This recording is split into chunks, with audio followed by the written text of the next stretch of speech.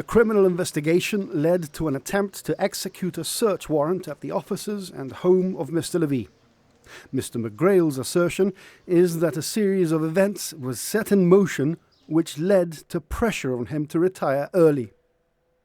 Mr. McGrail's evidence in this inquiry stretched to a third day. Answering questions from his lawyer, Adam Wagner, the former commissioner described the seriousness of the alleged hacking. We are talking about a sabotage of a national security platform that provides security to Gibraltar, which was severely assaulted and compromised, putting at risk the people of Gibraltar and those visiting Gibraltar. You cannot diminish in the slightest of terms the importance of this.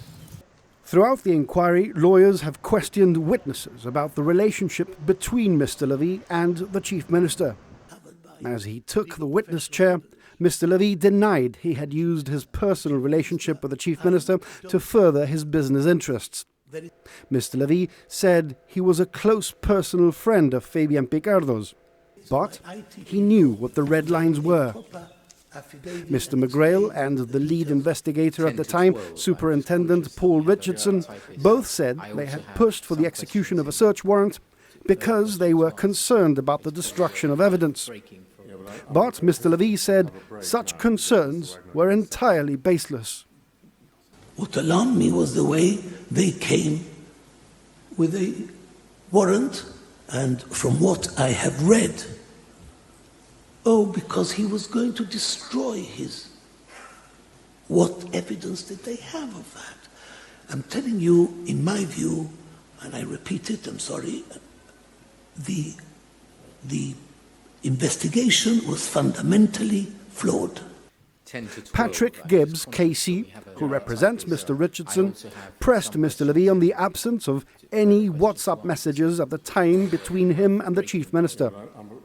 Mr. Levy said the second-hand phone he'd been given by Hassan's collapsed last year, and he hadn't been able to restore messages. He denied having deleted any messages and offered an affidavit from his IT staff as evidence they had attempted to restore the messages without success. Notwithstanding that the original telephone and the replacement telephone and the replacement telephone may not be able to provide the information that the inquiry is interested in, the cloud should. I asked them, and they said that it was not, they did not have it. Gone from the cloud as well? No, I'm not saying they're gone from the cloud. I said that they couldn't provide it. I have offered to get my IT people to make a proper affidavit and explain the details to the inquiry.